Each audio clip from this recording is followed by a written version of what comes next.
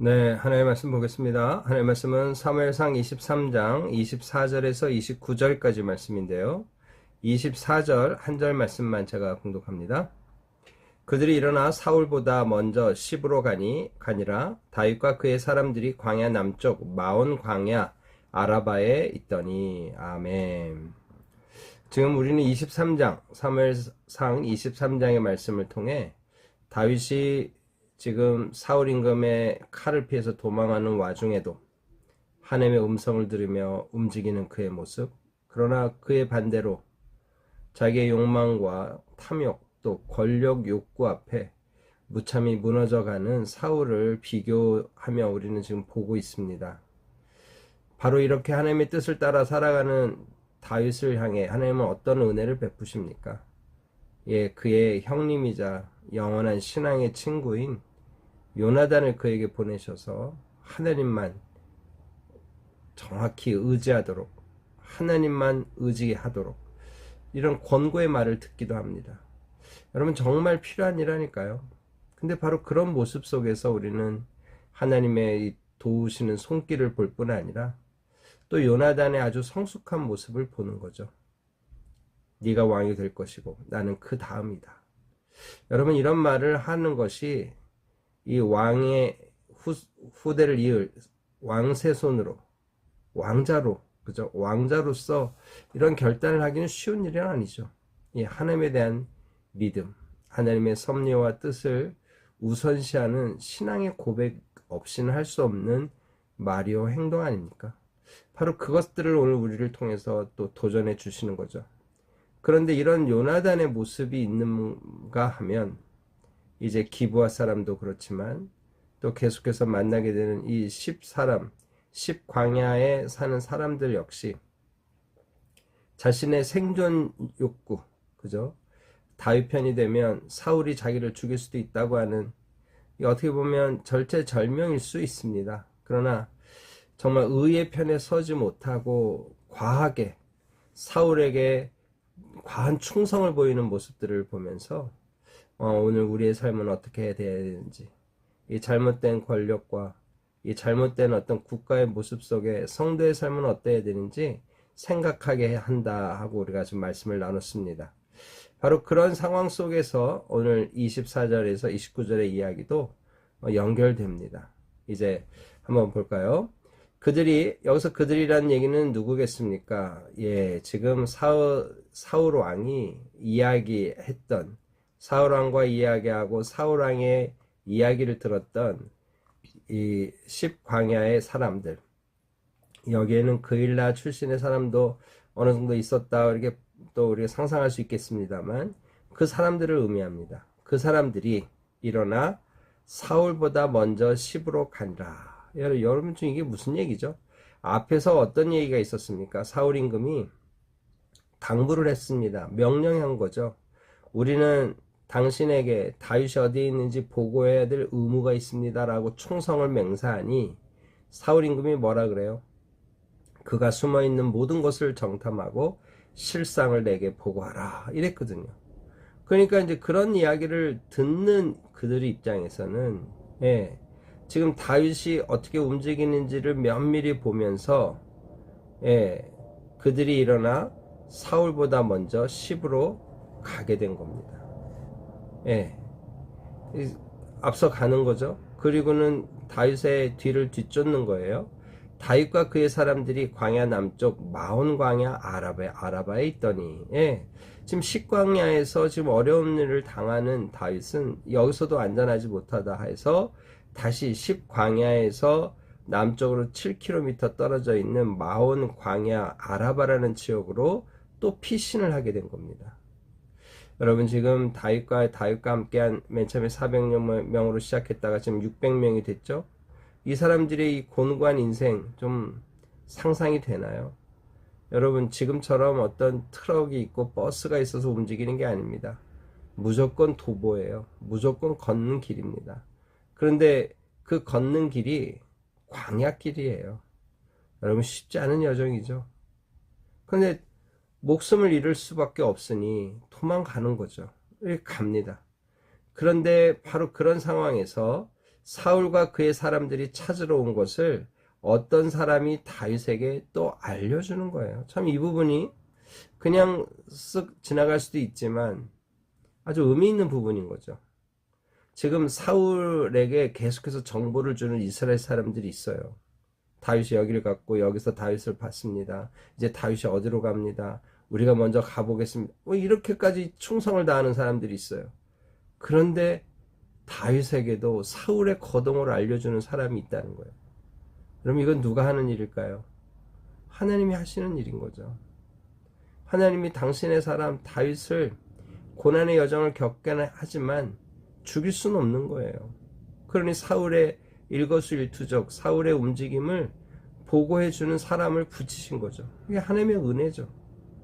여러분, 그러니까 어떻게 하겠어요? 다윗에게 그런 얘기를 해주니 다윗이 바위로 내려가 마온 황무지에 있었다. 예.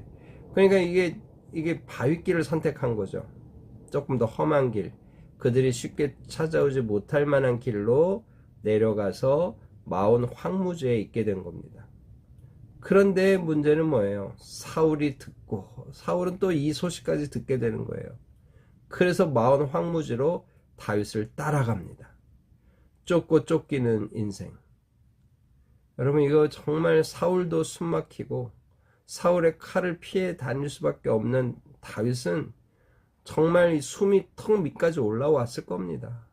뭔가 도망을 치면 또 쫓아오고 도망을 치면 또 쫓아오고 누가 우리의 이 거동을 알려주는 거냐. 여러분, 정말 마음도 답답하고 심리적으로도 어려웠을 겁니다. 그럼 이런 상황인 거죠. 그런데 어느 상황까지 벌어졌는지, 어떤 상황이었는지를 26절에 자세히 설명해 줍니다. 사울이 산 이쪽으로 가매 다윗과 그의 사람들은 산 저쪽으로 가며. 여러분, 지금 한 산이 지금 그 산이라고 얘기하고 있거든요.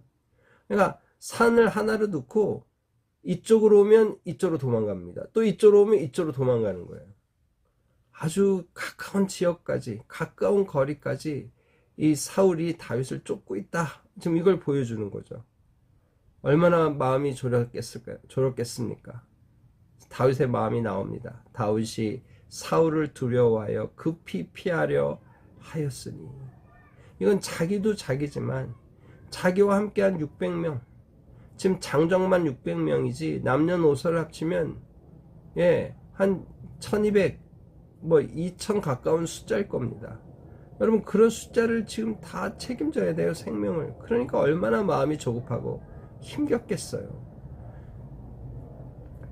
바로 그런 상황이었다는 거죠. 그런데 왜 이렇게 급하고 마음이 두렵습니까? 이는 사울과 그의 사람들이 다윗과 그의 사람들을 에워싸고 잡으려 함이었더라. 그를 완전히 포위해서 잡으려고, 생포하려고 이 사울과 사울의 군대들이 힘을 다했다는 거죠. 절체절명의 위기의 상황인 거예요.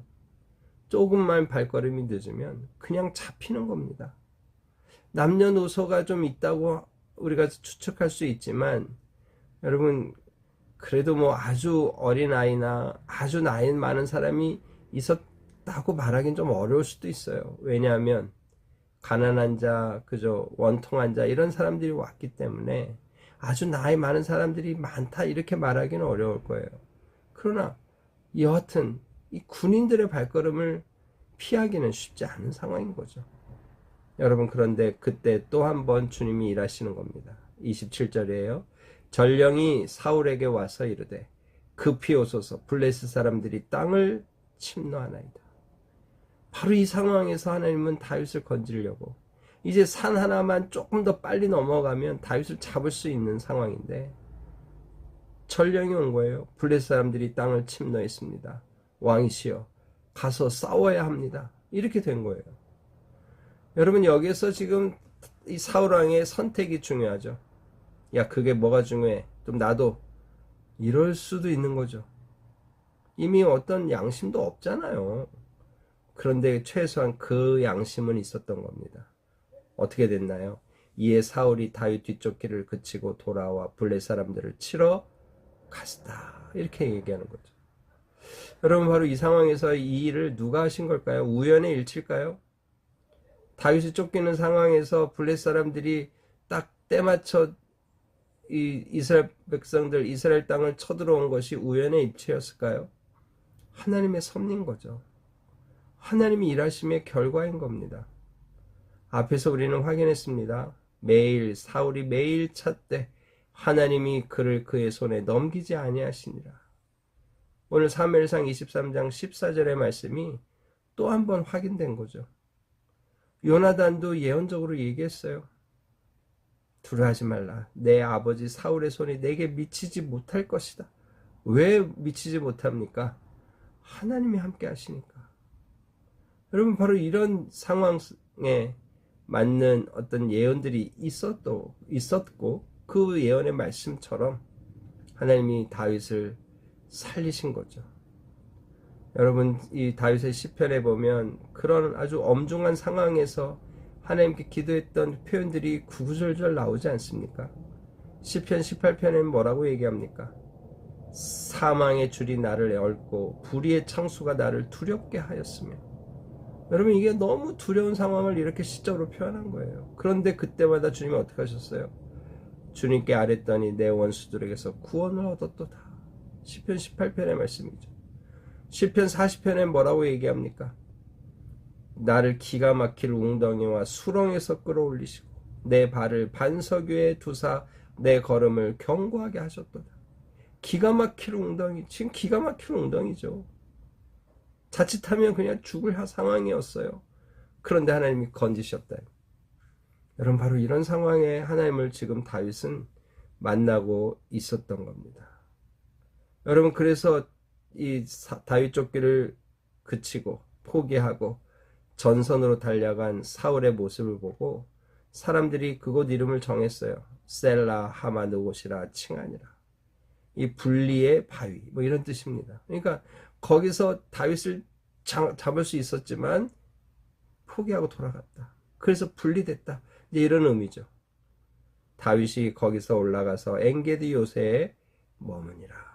아둘람 공동체, 아둘람 동굴의 공동체가 이제 더 밑으로 내려와서 엔게디라는 이 염소의 샘물이다, 이런 이름입니다. 그러니까 거기가 진짜 큰 오아시스가 있는 지역이에요. 그래서 그곳에 이제 조금 정착하게 됐다. 이제 이렇게 오늘 본문은 마감하고 있습니다. 여러분, 뭘 우리에게 가르쳐 주나요?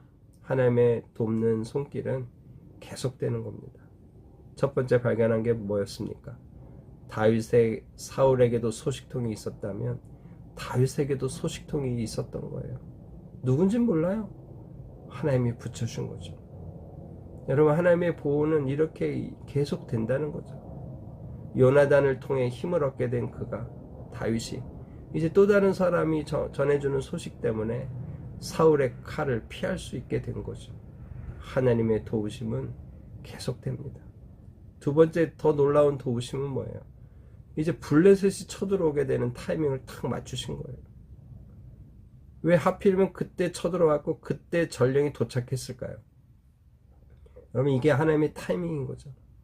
하나님이 때와 기한을 정하시기에 하나님이 일하시는 겁니다. 여러분, 오늘 우리가 그것을 믿어야 돼요. 하나님이 주장하시는 시간이 있다. 때가 있다. 하나님이 분명히 우리를 보호하시고 지키시고 구원하신다. 여러분, 오늘 이런 믿음을 다시 한번 확인하며 믿음의 길을 견고히 지켜가기를 결단하는 오늘 하루 우리의 삶이 되기를 주님의 이름으로 축복합니다. 다 같이 기도하겠습니다.